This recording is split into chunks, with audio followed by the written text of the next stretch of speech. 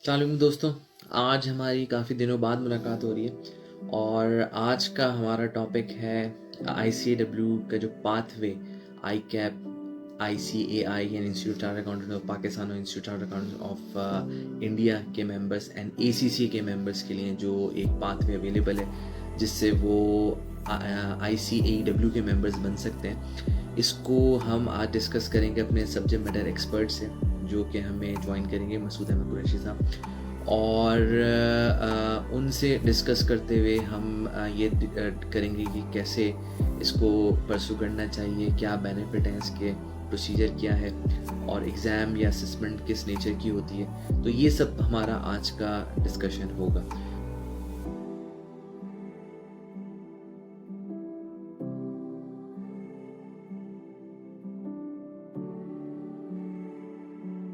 बहुत बहुत शुक्रिया ज्वाइन करने का। तो आप अपना थोड़ा बैकग्राउंड बताएं, अपना एक्सपीरियंस, अपनी जर्नी कहाँ से स्टार्ट किया, आज यहाँ कैसे पहुँचे। और मेरी अंडरस्टैंडिंग ये आप तकरीबन 1000 से ज़्यादा स्टूडेंट्स को जो है कंसल्ट कर चुके हैं अभी तक और वो मुस्तफ़ीद हो चुके हैं और आपकी तभी 350 से ज़्यादा रिकमेंडेशन मौजूद हैं जो लोग आपको रिकमेंड कर रहे हैं इस बात के प्रोग्राम के लिए और दूसरी मेंटोरशिप के लिए। तो प्लीज़ आप अपनी जर्नी बताएं और बताएं कहाँ से स्टार्ट किया, कहाँ से थे, कहाँ से स्टार्ट ली। हाँ, मतलब एक होता है ना कि एक स्ट्रगल होती है, स्ट्रगल वाले फेस का भी बताइएगा, क्या स्ट्रगलिंग पॉइंट था और क्या इंकरेजमेंट आपको मिली और आप यहाँ कैसे पहुंचे। जी अच्छा। First of all thank you so much, आपने मुझे इनवाइट किया और thank you so much for this. और let me introduce, my name is Masood Ahmed Qureshi और I am known as Mac. और मैं I am ACA and then FCC as well and master MCOM BSc honors in applied accounting and certified financial consultant from Canada. And I have 16 years of mentoring experience and overall professional experience. मेरे जो articles थे वो GT से थे, grand Thornton Pakistan से मैंने article start किए 2008 में। इससे पहले मैं EY में था लेकिन मैं एज अ इंटर्नी ज्वाइन किया था और उसमें 2007 में I was in EY, then I joined Grant Thornton in 2008 and then after completion my articles मैंने फिर EY ज्वाइन किया as a supervisor in 2010 Islamabad. Basically मैं इस्लामाबाद से बिलोंग करता हूँ, इस्लामाबाद और रावलपिंडी से बिलोंग करता हूँ। So then I started EY as a supervisor, then gradually पे then मेरी 2 सालों में मेरी प्रमोशन हो गई, फिर मैं मैनेजर बन गया। और उसके साथ जो मैंने इसमें जो मेरा ICW और ये जो OBU और ये जो जितना भी मैं मेंटोरिंग करता हूँ ये मुझे आइडिया आया था 2007 में। 2007 में मैं खुद क्वालिफाई किया और उस टाइम OBU का इतना ज़्यादा, ऑक्सफोर्ड बुक्स यूनिवर्सिटी की सबसे पहले जो मैंने मेंटोरिंग स्टार्ट की वो ऑक्सफोर्ड बुक्स यूनिवर्सिटी की स्टार्ट की थी। तो उस time when I started this Oxford books university research analysis project मैंने स्टार्ट किया तो I couldn't find any mentor in my area, in Rawalpindi Islamabad कोई भी मेंटोर मुझे नहीं मिल रहा था। सो आई डिसाइडेड क्यों नहीं मैं ये खुद करूंगा और विदाउट एनी गाइडेंस, और मैंने उसको कंप्लीट किया और बड़ा अच्छा मेरा रिजल्ट आया और मैं अच्छे ग्रेड से पास हुआ। और तो then I decided why not, there is a high demand of this degree and इधर कोई मेंटोर नहीं है। तो then I started mentoring start किया और पहले तो एक लोकल लेवल पे रावलपिंडी लेवल में मैं UCAT जो कॉलेज था सदर में, वहाँ से मैंने ACCA क्लासेस लेके वहाँ से क्वालिफाई किया। तो वहीं मैंने कुछ लोकल क्लासेस वगैरह ली, फिर आहिस्ता आहिस्ता मेरा रेपो एक मेरी बनती गई। तो मैं देन फॉर्मली मैंने एज अ वर्चुअल मेंटरिंग फिर स्टार्ट किया और then I started official mentoring to student first in Pakistan, then gradually Middle East और ज़्यादा मेरे स्टूडेंट जो इस टाइम है वो अफ्रीका रीजन बहुत ज़्यादा स्टूडेंट है मेरे। तो इसके अलावा एंड देन ये जो मेरा ग्रेजुअली मैं इसको करता गया। उसके फर्स्ट ऑफ ऑल मैंने OBU स्टार्ट किया, उसके साथ फिर मैंने साथ फिर मैं जो दूसरे डिफरेंट प्रोग्राम्स थे उनके साथ भी एसोसिएट होता गया। जैसे कि मैं ACCA की जो मेंबरशिप है स्टूडेंट उनको गाइड करता हूँ, फिर ICW का मैंने स्टार्ट किया, फिर यूनिवर्सिटी ऑफ लंदन का MSc प्रोग्राम है मैं उसको भी मेंटोर करता हूँ, उसमें भी मेरे काफ़ी स्टूडेंट्स है world wide. University of Northampton है, इसके अलावा एक साइका है, जैसे ICAP है पाकिस्तान में तो इस तरह साइका है साउथ अफ्रीका में, तो उनके साथ भी काम करो। तो ओवरऑल काफ़ी अच्छा मेरा ये जर्नी रही, ओवरऑल प्रोफेशनल जर्नी। पला बड़ा मैं रावलपिंडी में हूँ और बस ये मेरा एक है थोड़ा सा। और आई हैव मतलब अभी तक अल्लाह का शुक्र है काफी अच्छा, और I have mentored around 1000 student all over the world, और अल्लाह का शुक्र है काफी अच्छी रिकमेंडेशंस आई, बड़े अच्छे रिव्यूज आते रहते स्टूडेंट्स के। तो दैट्स माय ब्रीफ जर्नी। चलें, ग्रेट। चलें, बहुत बहुत शुक्रिया आज हमें ज्वाइन करने का भी, और अपना एक्सपीरियंस आपने शेयर किया। बहुत अच्छा इंट्रोडक्शन है, और अल्लाह ताला आपको कामयाब भी करे, आपकी इस मजीद राहें हमवार करे। अच्छा, मुझे आप ये बताएं कि जब आप एक इंस्टीट्यूट के मेंबर होते हैं, जैसे मैं आईकैप का मेंबर हूँ या कोई एसीसीए का मेंबर है, और वो बाहर निकलता है, खासतौर पर पाकिस्तान से बाहर निकल के, आपको भी पता है कि एसीसीए हर जगह एक्सेप्टेबल है और उसकी बेसिस पर अच्छी जॉब्स वगैरह भी मिल जाती हैं, तो आईसीडब्ल्यू परसू क्यों करें हम? हमें इसका मेंबर बनने से क्या फायदा हो रहा है? इंक्रीमेंटल बेनिफिट क्या है? अच्छा देखिए, I totally understand your question और योर कंसर्न एज वेल। अगर आप एसीसीए के मेंबर हो या आप आई कैप के हो, तो why you go for ICW? तो ओवरऑल ग्लोबल रिकग्निशन बहुत ज्यादा है आईसीडब्ल्यू की। Although I am not saying कि मैं खुद भी आईसीसीए मेंबर हूँ, आई एम नॉट सेइंग कि मैं आईसीसीए की नहीं है, लेकिन आईसीडब्ल्यू की बहुत ज्यादा ग्लोबल रिकग्निशन बहुत ज्यादा है, ठीक है। स्पेसिफिकली इन मिडिल ईस्ट में अगर आप देखें तो इसकी बहुत ज्यादा एक्सेप्टेबिलिटी है एज कम्पेयर टू एसीसीएस, क्योंकि I interacted a lot of people on daily basis, मेरे स्टूडेंट के साथ इंटरेक्शंस रहती है। तो मैनी पीपल अप्रोच मी कि सर हम एसीसीए मेंबर्स हैं, लेकिन हमें थोड़ी स्ट्रगल करनी पड़ती है, और then when they become ICW member तो उनको एक एम्प्लॉयर एक्सेप्टेबिलिटी बहुत अच्छी है। तो एक ये रीजन है। एक वाइडर नेटवर्क का आपको एक एज मिलता है being ICW member. As you know कि आई कैप के आई थिंक 10,000 मेंबर्स हैं आई थिंक, और आईसीडब्ल्यू जी 12,000 12,000 यस। और ओवरऑल जो इसके हैं तकरीबन आईसीडब्ल्यू के 2 लाख से ज्यादा मेंबर हैं, ठीक है। आल दो के एसीसी के इससे भी ज्यादा मेंबर हैं। अगर आप इंडिया की बात करेंगे तो इंडिया का जो इंस्टीट्यूट है, institute of chartered accountant and institute of chartered accountant India जो है, उनके 3 लाख से हैं। लेकिन ओवरऑल एक global recognition as compare to all these professional bodies, जो आईसीडब्ल्यू की ग्लोबल रिकग्निशन बहुत ज्यादा है, ठीक है। इसके अलावा आपको ग्लोबल कैरियर अपॉर्चुनिटीज आपको बहुत ज्यादा आपको अवेल कर सकते हो इसकी बेस पे, ठीक है। अगर आई कैप को करोगे तो I cap, I am not saying कि आई कैप पाकिस्तान से बाहर एक्सेप्टेबिलिटी नहीं है, लेकिन अगर आप आई कैप मेंबर हो और आप अगर आईसीडब्ल्यू के भी मेंबर हो, देन ऑटोमेटिकली आपकी वो ग्लोबल जो आपका कैरियर अपॉर्चुनिटीज है वो ज्यादा हो जाती है, ठीक है। इसके अलावा बीइंग आप जब आईसीडब्ल्यू मेंबर बनते हो तो you have a chance for ICW council members के आप इलेक्शंस में अपीयर हो सकते हो, ठीक है। इसमें बहुत से लोग जाते हैं, उसमें आपको एक बहुत ज्यादा आपको एक नेटवर्किंग और न्यू अपॉर्चुनिटीज आपको मिलती है। एक नेटवर्किंग का एक ऑप्शन आपके पास बहुत अच्छा होता है, ठीक है। बहुत से जो आईसीडब्ल्यू के जो काउंसिल्स इलेक्शंस के जो होते हैं मेंबर, बहुत से पाकिस्तान से भी, मतलब हर साल में 1 2 3 ये डिपेंड करता है, उसमें ये होते हैं, सिलेक्ट होते हैं। इसके अलावा आपको सीपीडी कंटिन्यूस प्रोफेशनल डेवलपमेंट जो एक आई कैप का भी प्रोग्राम है, एक भी है, उसके कॉन्टेक्स्ट में भी आपको एक ट्रेनिंग, एक आपको बहुत इंटरनेशनल लेवल की आपको एक ट्रेनिंग मिलती है, ठीक है।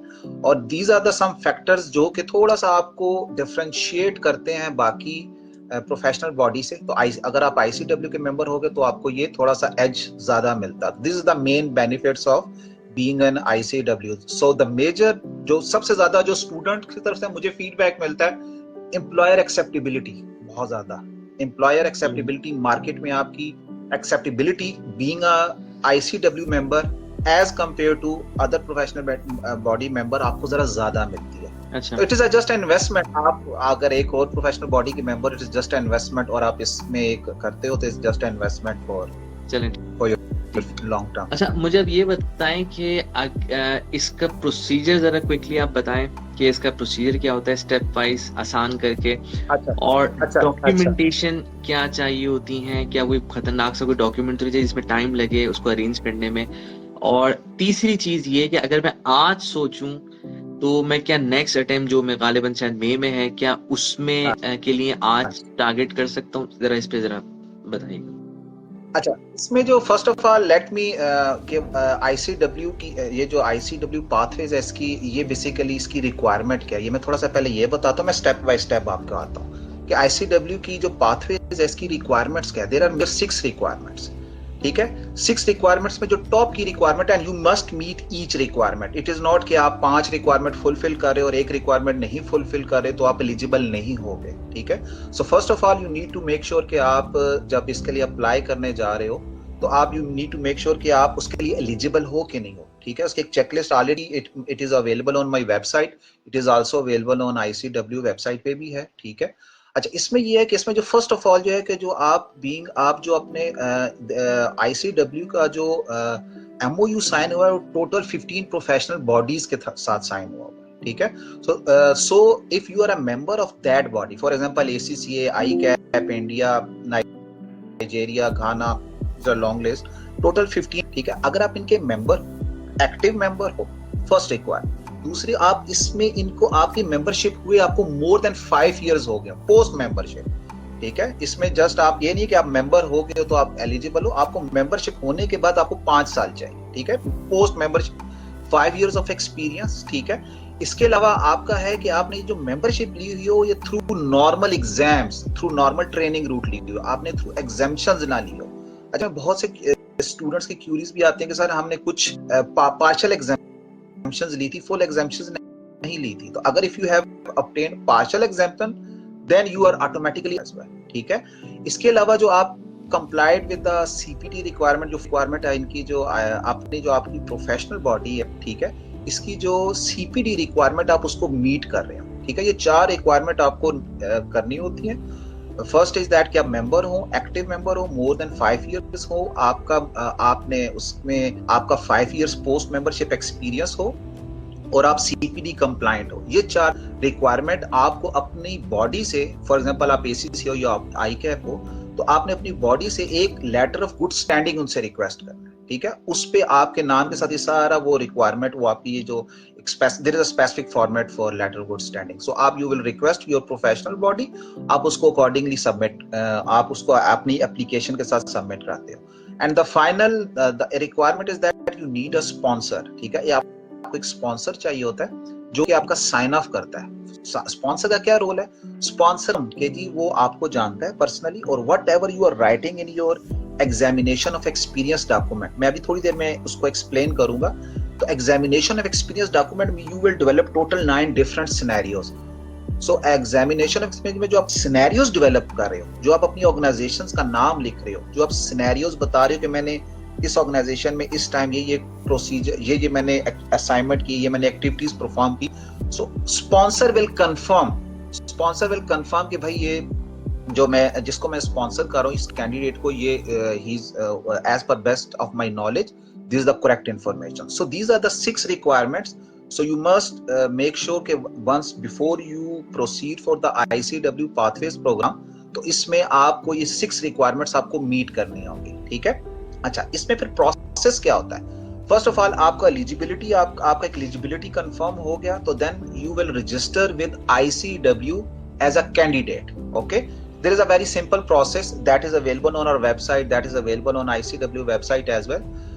Or if any candidate require, I can share the link with you on here as well, ठीक है। इसमें एक रजिस्ट्रेशन आप होते हैं एज ए कैंडिडेट, जिसमें आप एक जस्ट जर्नल से एक इन्फॉर्मेशन, आपका नाम क्या, आपकी प्रोफेशनल बॉडी और आपका एक ब्रीफ सा एक होता है, ठीक है। आप उसको एज अ कैंडिडेट रजिस्टर होते हो, ठीक है। एंड देन ICW आपको एक कैंडिडेट नंबर एलोकेट करते हैं, ठीक है। So you have to register with ICW। अच्छा, ये आप ICW के साथ रजिस्टर आप किसी भी टाइम हो सकते हो, आप आज की डेट में भी हो सकते हो, आप at the time of submission of examination of experience document आप उस टाइम भी रजिस्टर हो सकते हो, there is no such problem, ठीक है। देन आपको एक लेटर ऑफ गुड स्टैंडिंग जो मैंने एक्सप्लेन किया था वो आपको अपने इंस्टीट्यूट से लेना है, और it should not be more than 3 months old, ठीक है, at the time of submission.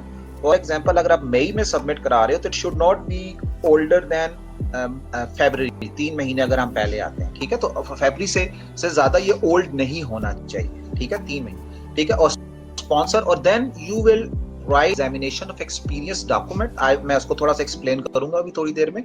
And then this is the process में जो मेजर रिक्वायरमेंट है वो ये कि आपने एग्जामिनेशन ऑफ एक्सपीरियंस डॉक्यूमेंट को लिखना होता है, डेवलप करना होता है, ठीक है। इसमें टोटल 9 सिनेरियोज आप डेवलप करते हो, और 100% जो आपके सिनेरियोज होते हैं वो 100% आपके प्रैक्टिकल एक्सपीरियंस से रेलिवेंट होते हैं, ठीक है। तो थोड़ा उस पे मैं थोड़ी देर में आता हूँ और उसको मैं स्टेप बाय स्टेप आपको एक्सप्लेन करूंगा कि एग्जामिनेशन ऑफ एक्सपीरियंस डॉक्यूमेंट का कंटेंट कैसा होता है, उसमें क्या क्या स्टेप्स होते हैं, आपने क्या क्या करना है। अगर आपको कोई क्वेश्चन है तो आप बताइएगा मुझे, या आप एंड पे क्वेश्चन पूछेंगे। नहीं, मैं आप कंटिन्यू रखें, आप कंप्लीट कर लें। अच्छा, इसमें अब बड़ा इंपॉर्टेंट फैक्टर होता है स्टूडेंट की तरफ से कि इसमें मेरी कॉस्ट कितनी आएगी, ठीक है। That is very very important. Cost कितनी आएगी, इसमें ड्यूरेशन मेरा कितना लगेगा, ठीक है। और एलिजिबिलिटी तो होता ही होता है, लेकिन इसके बाद कॉस्ट एक बहुत इंपॉर्टेंट फैक्टर है, टाइमलाइंस बहुत इंपॉर्टेंट फैक्टर्स है, ठीक है। तो इसमें जो कॉस्ट होती है रजिस्ट्रेशन की, देयर इज नो फी, और कोई फीस नहीं है रजिस्ट्रेशन की ICW से। आप अगर आप एलिजिबल हो, आप you will register as a candidate, any time you can register, आप रजिस्टर हो जाओगे, जीरो कॉस्ट।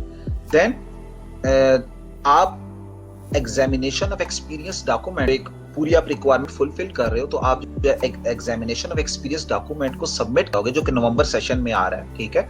जब आप उसको सबमिट करोगे नवंबर सेशन में, तो तब उस टाइम आपको 300 पाउंड्स को फी देनी पड़ेगी, ठीक है। एग्जामिनेशन ऑफ एक्सपीरियंस डॉक्यूमेंट की जो आप पहली दफा आप अप्लाई कर रहे हो, तो उसके लिए 300 पाउंड्स आप फी दोगे, ठीक है, at the time of your examination of experience document along with some other document, जिसमें आपका लेटर ऑफ गुड स्टैंडिंग होगा, आपका स्पॉन्सर लेटर होगा, ठीक है, और आपकी जो फी होगी ये आपने देनी, ठीक है, उस टाइम पे। फिर इसके अब इंशाल्लाह आप मई में सबमिट कराते हो, तो फिर आपका जो रिजल्ट है वो आता है सितंबर में, ठीक है। नॉर्मली थोड़ा सा कभी अगस्त में भी आ जाता है, कभी सितंबर में। There is a defined period for the 2024, the period for मई सेशन जो है, उसका जो रिजल्ट डेट है वो 4th of September है, ठीक है। So you will receive your result on 4th of September. Then you have 1 year, ठीक है। if अगर आप पास कर जाते हो, then you have 1 year to apply for membership ICW के लिए, ठीक है। And within 1 year आपने रजिस्टर होना है, आपने एक एप्लीकेशन, सिंपल सी एक एप्लीकेशन, आपका सारा वो आपका रेजिडेंशियल एड्रेस, नेम वगैरह सब कुछ होता है, वो आप दोगे, और उसके साथ आपको 300 pound as a registration fee, as a membership application fee आप दोगे, ठीक है। 300 पाउंड आपकी एग्जामिनेशन ऑफ एक्सपीरियंस डॉक्यूमेंट की, और 300 पाउंड आपकी एप्लीकेशन फी, ठीक है।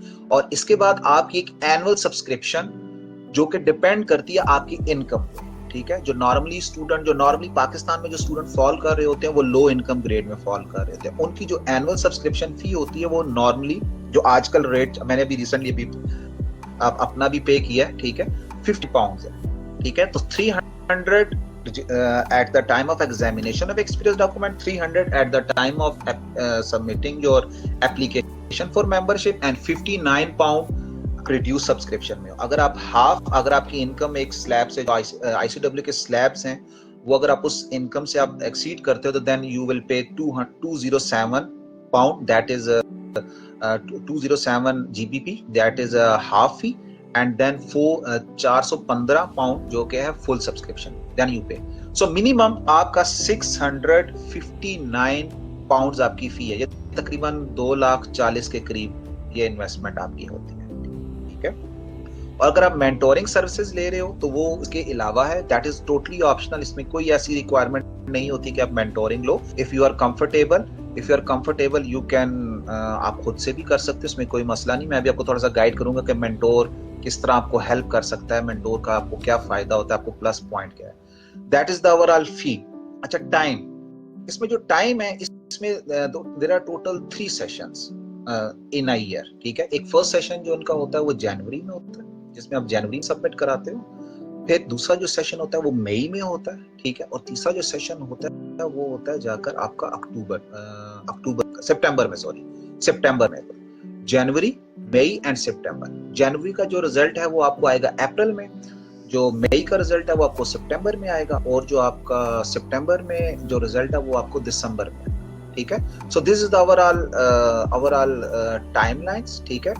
और normally it is a very important question कि नॉर्मली स्टूडेंट्स को कितना टाइम लगता है, totally depends on the student, ठीक है। ये जो स्टूडेंट जो भी अप्लाई करता है उसकी अपना एक होता है, लेकिन average student based on my experience 3 weeks 4 weeks आ रहे हैं, ठीक है। मैंने मेरे बहुत से स्टूडेंट ऐसे भी मेंटोर किए जिन्होंने एक वीक में भी काम किया, ठीक है। पूरा एग्जामिनेशन ऑफ एक्सपीरियंस डॉक्यूमेंट, एक जीरो से लेके बिल्कुल जीरो नॉलेज था, उसको बिल्कुल लेके चले, और विद इन 4 days, कुछ स्टूडेंट है जिन्होंने 4 days में भी किया, ठीक है, 1 week में भी किया है। लेकिन कुछ स्टूडेंट जो एवरेज, हम एवरेज की बात करेंगे, हम ना बहुत ज्यादा उसकी भी बात करेंगे, ना हम उस पे बात करेंगे लो पे, तो हम एक एवरेज अगर बात करें 3-4 weeks आर एनफ, ठीक है। जो मेरा मेंटोरिंग का, जो मैं करता हूँ नॉर्मली मेंटोरिंग कर रहा हूँ, तो उसमें जो स्टूडेंट जिस तरह काम कर रहे थे उसमें होता है, मैं वीकेंड्स पे मीटिंग करता हूँ स्टूडेंट्स के साथ, ठीक है। तो उसमें वो वीकेंड्स पे सिर्फ काम करते हैं, सैटरडे को ये वो काम करेंगे, या वो संडे को काम करेंगे, या फ्राइडे को काम करेंगे, डिपेंड्स, ठीक है। सिर्फ वो आप 3-4 वीक्स वो आप काम करेंगे, तो इंशाल्लाह आपको 3 to 4 वीक्स में आप इजीली इसको कंप्लीट कर सकते हो। और रही बात, अब उनको क्लियर होता जाता है, ठीक है। So I covered the fee, timelines, और कितना अच्छा, टाइम एक लगता है, एक और इसमें इम्पोर्टेंट जो बात, एक सेशंस सवाल है। ये है कि जैसे मेरा सवाल अब एक वहीं पे है कि इसकी विंडो क्लोज कब होती है? फॉर एग्जांपल अगर मैं आज बैठकर मई अटेम्प्ट टारगेट कर रहा हूँ, तो उसकी विंडो कब, मैं कब बोलूंगा कि भाई ये बस मिस हो गई, अब नेक्स्ट अटेम्प्ट में जाना है, उसकी अच्छा नहीं, उसका कट ऑफ कब देखिए, तक होता है? अच्छा इसमें वो 1 वीक देते हैं। जैसे जनवरी का सेशन था, जनवरी में वो देते हैं 17 जनवरी वाज द लास्ट डेट, ठीक है। जनवरी उसका 17 जनवरी था लास्ट डेट, सबमिशन ठीक डेट। है। अभी जो सबमिशन डेट, अच्छा जो अभी मई सेशन आ रहा है, वो 13 मई को सेशन ओपन, विंडो ओपन होगी, और वो 22 मई को वो क्लोज होगी, ठीक है। तो इट इज 8-9 डेज होता है, ठीक है। आप काम अभी से स्टार्ट कर लो, बेशक आप सारे डॉक्यूमेंट्स अरेंज कर लो, examination letter of good standing भी आप ले सकते हो, अगर वो 3 मंथ्स ओल्ड है तो आप सारे डॉक्यूमेंट्स कंपाइल करके आप रख लो। लेकिन आप जो सबमिट करोगे वो 13 मई से पहले सबमिट नहीं कर दो, मई सेशन। अगर आप सितंबर में है तो वो 9 सितंबर से वो 18 सितंबर उसकी डेट है। और रजिस्ट्रेशन आप बोल रहे हैं कि उसी दिन भी करवा सकते हो, 13 मई को भी करवा सकते हो रजिस्ट्रेशन? आ सकते हैं, लेकिन नॉर्मली मैं अपने स्टूडेंट को कभी भी सजेस्ट नहीं करता, क्योंकि नॉर्मली हर दफा ये होता है कि जब स्टूडेंट वो सबमिट कराते हैं, तो हम लोग थोड़ा सा होता है कि बिल्कुल लास्ट टाइम में नॉर्मली स्टूडेंट सबमिट करा देते हैं, तो उसमें थोड़ा सा ना उनकी जो वेबसाइट है वो थोड़ी डाउन हो जाती है, तो उसमें कॉम्प्लिकेशंस आ जाते हैं। और बहुत दफा ऐसा होता है कि आप रजिस्टर होते हो तो आपको वो यूजर नेम और पासवर्ड मिलने में थोड़ा टाइम लग जाता है, ठीक है। तो ऑन सेफ साइड आप थोड़ा पहले रजिस्टर हो जाओ तो उसमें कोई मसला नहीं है, ठीक है। और इसमें ये नहीं है कि अगर फॉर एग्जांपल मैं आज रजिस्टर होता हूँ, आज फरवरी चल रहा है और मैं मई में नहीं सबमिट करता, या मेरा भी प्लान नहीं है, मेरा शायद सितंबर में प्लान है, या मेरा अगले साल जनवरी में प्लान है, ठीक है, तो आप अभी रजिस्टर हो, जो उसका कोई ऐसा कॉस्ट भी नहीं है, उसका कोई ऐसा कोई इश्यू भी नहीं होता।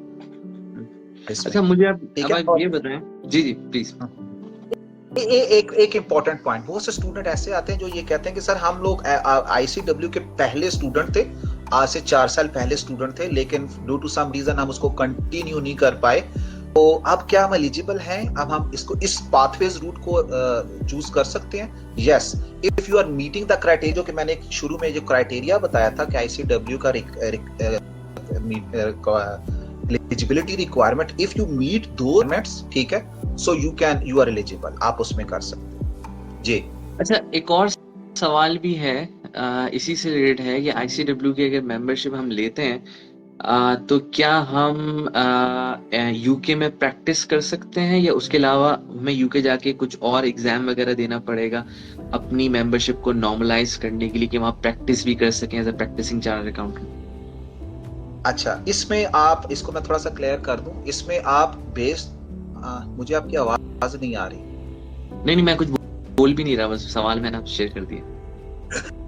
अच्छा, मुझे फील हो रहा था आप बोल रहे हैं। नहीं। अच्छा, मैं जो आपने क्वेश्चन पूछा ना कि आप प्रैक्टिसिंग लाइसेंस, इसमें जो आप नॉर्मल आईसीडब्ल्यू का जो पाथवेज रूट लेते हो, इसमें आपको लाइसेंस बाय डिफॉल्ट नहीं मिलता, ठीक है, आपको प्रैक्टिसिंग लाइसेंस नहीं मिलता।